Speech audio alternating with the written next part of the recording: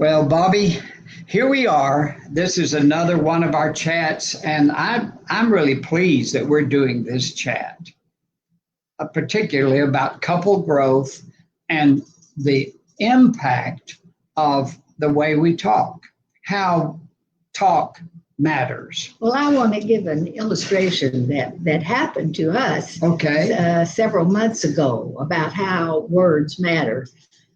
We had a terrible day. Appliances had broken down. We had some bad family news. It was just one of those days where pow, pow, pow, one after another, something went wrong. Okay. So finally, gratefully, we went to bed. Gratefully, yeah. Dead tired, yeah. By the way. And we were lying there, and you looked over at me, and you said, "You're my girl." And I turned to look at you, and you said, "And I'm your guy." That's true. And it just changed the mood that I was in and said, okay, it's a difficult time.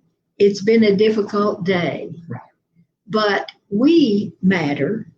And you're letting me know that our relationship is just as important or maybe more important than any of these things that happened. And your words mattered to me. They changed my mood. Well, I think that's really true, the way we talk with each other and even the tone of talk.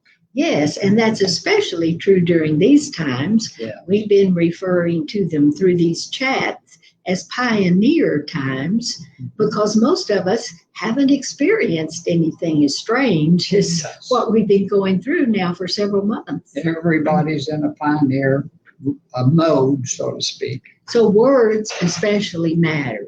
Right. So today we want to talk about how words can be used to improve things, to lead to understanding, and to build a relationship even in the midst of a lot of difficulties.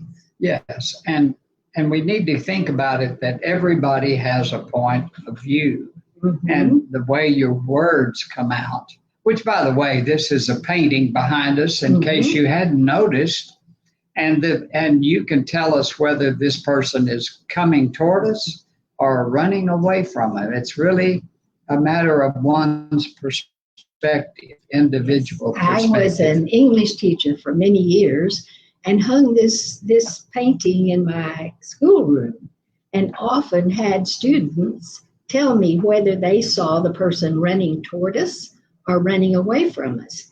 And I had students passionately argue on either side. Well, he's running forward. You see that foot? It's stepping forward. Or, no, he's running away. He's got his hand up in front of his face. Surely you can see that.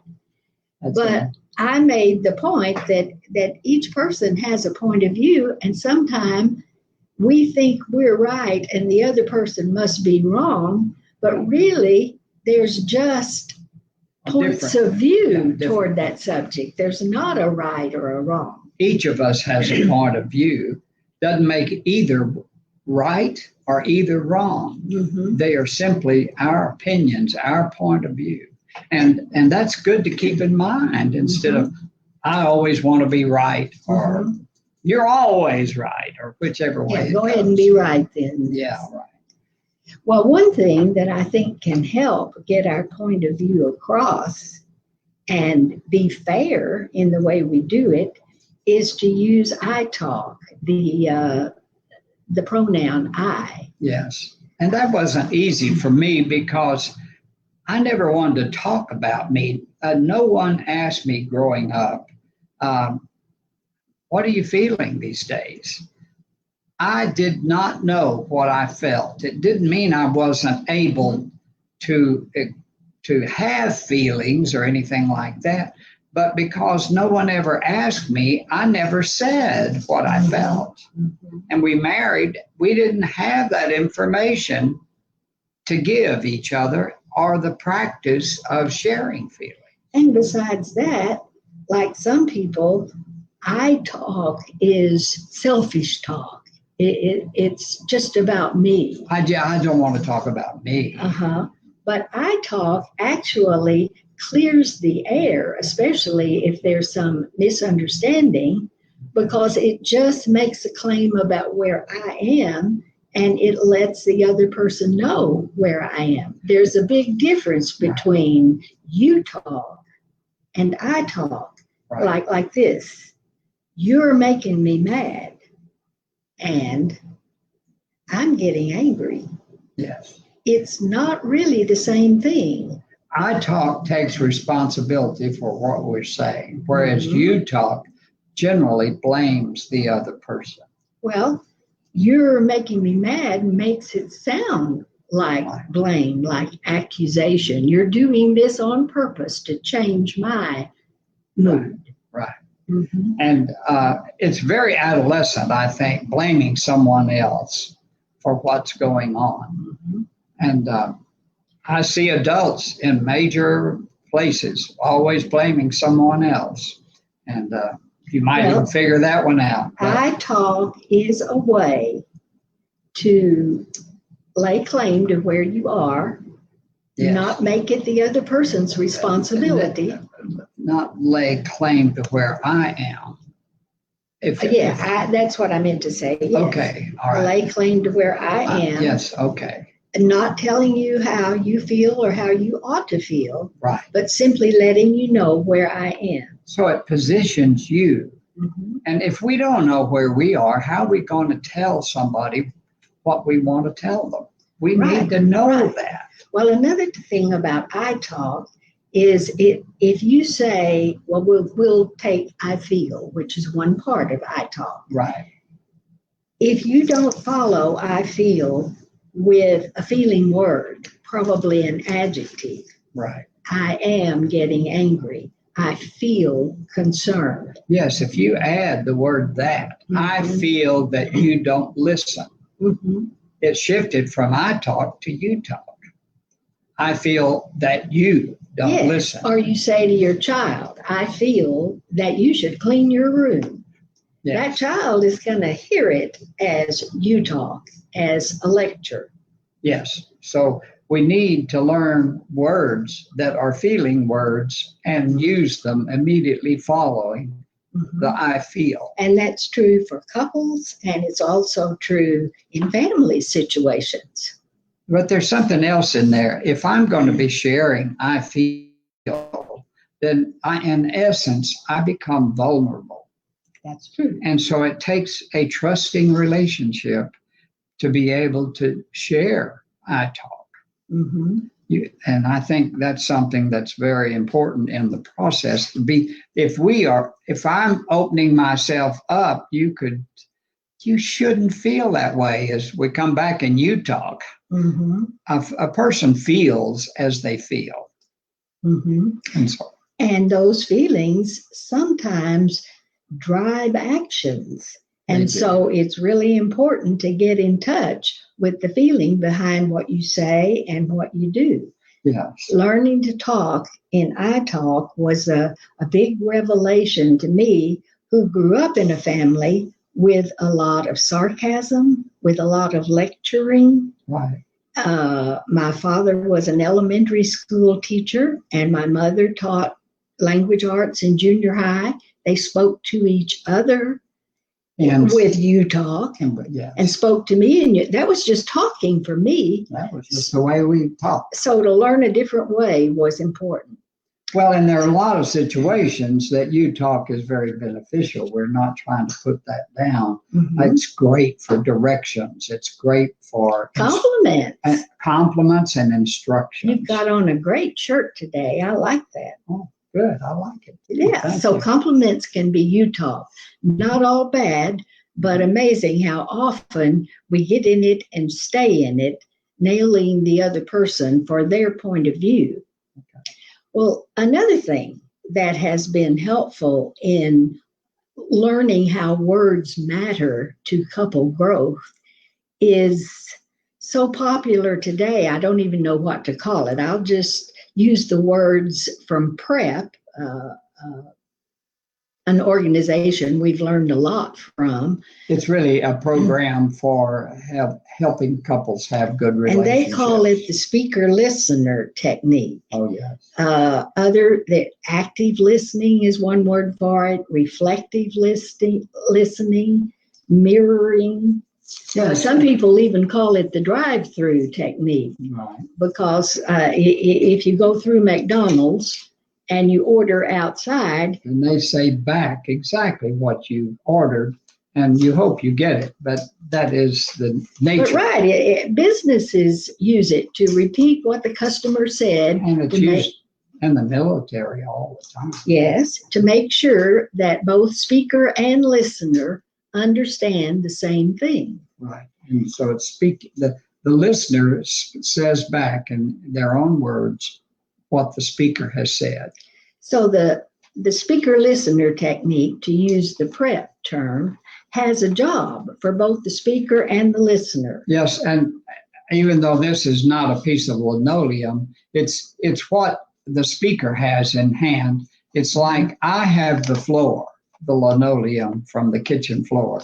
And so the speaker is the one that has the floor, so we hear from that person. And the speaker's job is to be brief, to use I talk, to say exactly what their point of view is toward the specific subject. And then the listener has a job too. Yes. And that is to listen well enough that you repeat back what you heard that person say. And when the speaker has said everything they really want to have conveyed, and they've heard it back, then the speaker might say, would you like to have the floor? And then the listener becomes the speaker, and they've changed roles, and then the listener can say from that person's point of view. Because when the listener is the listener, his job is to stay with what he heard the speaker say, not to challenge it, not to edit it, not to argue with it, simply to let the other person know, I may not agree with this, but I am hearing you say da da da da da. The speaker doesn't know the speaker has been heard unless they hear the words back from the person they're trying to tell it to. And that's a full transaction then. Mm-hmm. That is important. We know this is also called mirroring, or it's called other kinds of things, mm-hmm. like active listening. Yes, and things but it's of that. used so often today because it's effective. For example, I always know when you switch into speaker listener that we're in an important conversation. Right. Usually it is tied to some misunderstanding, a different point of view, that we don't have the same point of view towards something. And but we don't have the same point of view on a lot of. Well, that's certainly true. Yes. Like most people. Yeah. But when you switch into speaker listener, I know it's important. I know you're considering what I'm saying as important enough to mirror it back to me, to let me know that you're doing me the courtesy of intently listening to what I'm saying. Yes. And the beauty of it is the speaker listener technique gives you a boundary because everybody has a job. Mm-hmm. And if we do our job, then we stay on target. We don't go to many, many different topics. We stay with the topic at hand, mm-hmm. that the speaker has to be brief. Yes. Uh-huh. And and if it's lengthy as a listener, I can't come up with everything you said. Mm-hmm. But some people, once they get the opportunity to speak, they just unload a whole bunch of stuff they've been wanting to say for a long time. And the listener cannot repeat all that back. You need to break in, even to say, excuse me, let me just say what you've already said. just to make sure I've got it. Well, or I didn't get all of that. There was too much of it. Right. Lets the speaker know that that's a lot to ask for somebody to remember all of a long, long speech. But the speaker can say, when the listener has said it well, said it back well, exactly, you got what I said. That's an affirmation Yes. that it's been a full transaction. Well, I once heard a really famous couple say, when they were going through a difficult period, we thought we had a lot of problems. Right. But what we figured out was we just had one, and it was the way we talk to each other. So we hope that all of you can benefit from using iTalk, sharing where you are, and that your partner will say it back to you so you can enjoy it. So that, in essence, prove to everybody around you that how we talk matters in relationships. And remember the painting behind us today, that you may have a strong point of view, and you may be very certain that that's the right point of view, but the person you're speaking with may have a different one and be just as certain that theirs is right. And so to get a strategy, to get a way to talk that lets both persons have a voice in the situation, and a voice that is heard, is a way to let words matter. So feel free to buy one of our books. We'd love it. And Amazon has them. So yes, that's true too. We'd welcome that. But we don't do this for that. We do it because we want to get to know you and to enjoy you. So nice to see you for our chat today. This is the second in a series on couple growth.